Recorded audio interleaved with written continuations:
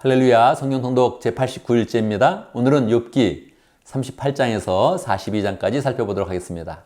욥기 42장은 욥기의 마지막 장이니까 오늘로써 우리는 욥기를 마치게 됩니다.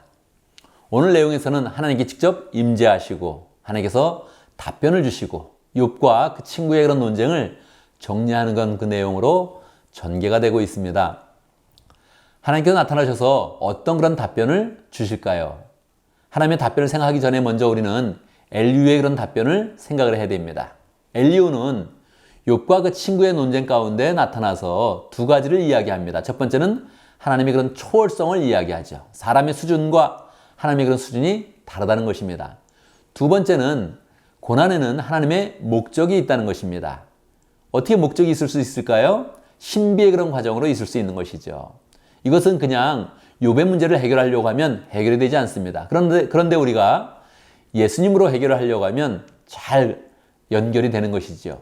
예수님의 고난에 어떤 이유가 있을 수 있겠습니까? 하나님의 목적이 있는 것이죠. 어떤 목적이요? 하나님의 신비의 그런 목적이 있는 것입니다.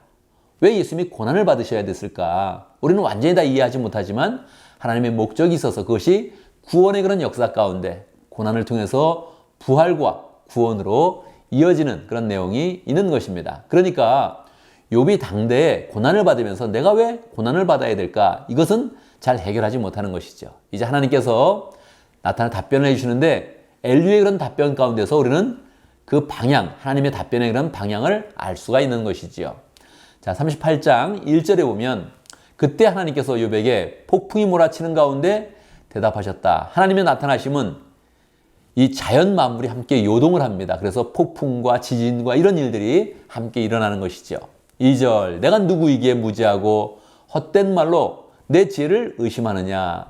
욥은 사실은 잘못은 없었습니다. 그런데 하나님의 수준에 비하면 욥의 말은 무지한 그런 말이었습니다. 하나님의 목적을 알지 못하고 초월적인 하나님의 그런 수준을 전혀 깨닫지 못하고 내가 왜 고난을 받아야 되느냐. 나는 죄가 없다. 이런 주장을 하고 있는 것이니까 그것은 하나님 앞에서 무지한 말이 되는 것입니다. 3절, 이제 허리를 동이고 대장부답게 일어나서 묻는 말에 대답해 보아라. 사실 여기서 하나님은 욥의 말에 대해 답변을 주셔야 되는데 정확히 답변을 주시지 않습니다. 도리어 하나님은 약 70번 정도 넘게 욥에 대해서 질문을 합니다. 질문의 의미는 무엇일까요? 너는 나의 계획을 완전히 이해하지 못한다. 나의 수준을 깨닫지 못한다. 이것을 알고 있느냐? 하면서 하나님께서 직접 질문을 하고 있는 것입니다. 어떤 질문일까요? 4절. 내가 땅에 기초를 놓았을 때 내가 거기에 있기라도 하였느냐? 하나님이 천지창조를 했을 때 욥이 거기 있었습니까? 없었죠. 하나님이 초월적인 그런 능력으로 말씀으로 그냥 세상을 창조를 하신 것입니다. 무에서 유를 창조하셨던 것이죠. 그러니까 하나님은 하나님과의 그런 관계가 우리와의 그런 관계 속에서 창조주와 피조물의 그런 관계라는 것입니다. 그런 관계 속에서 하나님의 그런 경륜을 우리가 다 이해하지 못한다는 것이죠. 그런데 욥은 자기의 고난에 대해서 그 책임을 하나님께 떠넘기는 그런 자세를 가졌기 때문에 하나님이 그것을 책망하시고 너는 나의 수준을 알지 못하며 깨닫지 못한다. 그렇게 말씀을 하는 것이죠. 이제 이 내용이 사실은 41장 계속 4장에 걸쳐서 계속 이제 진행되는데 하나님께서 묻고 하나님의 수준을 말씀하십니다. 그런데 이 내용을 그냥 보면 하나님이 마치 자랑하는 것처럼 보입니다. 너는 이것을 알고 있느냐? 뭐 악어가 얼마나 힘이 센지 알고 있느냐? 뭐 이런 것 계속 말씀을 하시는데 이런 내용을 우리가 보면 어떤 내용이지? 그렇게 좀 의아한 그런 그 마음이 들죠. 정리를 하자면 38장과 39장은 인간은 유한하다는 내용입니다. 그리고 하나님께서 전능하신 그런 분인데 그 전능하신 하나님의 그런 섭리를 인간이 깨닫지 못한다는 것입니다. 40장과 41장에서는 좀 더 세밀하게 오직 세상을 주관하시는 분은 하나님이시다 하는 그런 그 내용을 질문과 그런 하나님의 그런 그 말씀 속에서 우리가 알 수 있는 것입니다. 그래서 이 하나님의 그런 그 말씀이 하나님의 수준에서 말씀하신 것이 아니고 욥의 수준, 사람의 수준으로 낮추어서 말씀했기 때문에 하나님의 그런 초월성과 그 큰 섭리가 마치 하나님이 자랑하시나 그런 느낌으로 듣게 됩니다. 그런데 우리가 이것을 정말 전능하신 하나님, 창조주 하나님 그 수준으로 높여서 우리가 그 그 하나님의 초월적인 그런 수준을 생각해야겠구나 하는 그런 그 마음으로 읽어가야겠습니다. 결국 하나님께서 말씀하시고 이제 42장에서 모든 것을 정리해 주십니다. 정리할 때 이 내용은 다시 산문으로 돌아온다는 그런 내용을 기억해야 됩니다. 산문은 무엇입니까? 일반 어체죠. 1장과 2장 이것이 일반 어체고요. 산문이고요. 42장 마지막이 또 산문입니다. 그래서 욥기에서는 3장인 산문이고 나머지는 약간 시처럼 노래처럼 기록이 된 것입니다. 그래서 이 전체를 이해할 때 우리가 이것은 역사적 사실이구나 하는 것보다 약간 문학적으로 접근을 해야 되는 것입니다.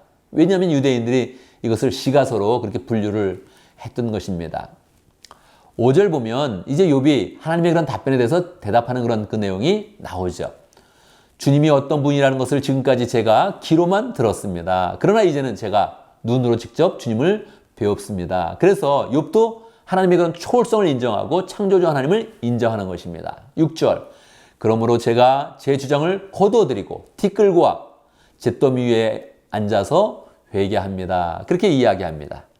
결국 욥이 잘못한 것은 없었는데 하나님을 온전히 인지하지 못했고 인정하지 못했으니 그것을 회개할 때 하나님께서 욥을 축복하시는 것입니다. 그리고 하나님은 7절에서 보면 세 친구에 대해서 분노합니다. 욥은 분명히 의로운 사람이었고 욥은 예수님의 그런 길을 예표하는 그런 사람이었거든요. 그 사람을 단순한 그런 인과응보의 그런 법칙으로 세상의 지혜로 막 그렇게 비난했으니 이 친구를 책망합니다. 그리고서 욥에게 가서 욥에게 대신 번제를 드려달라고 기도해라. 그리고 욥이 기도한다면 그때 내가 너희를 용서하겠다. 이렇게 말합니다. 무엇입니까?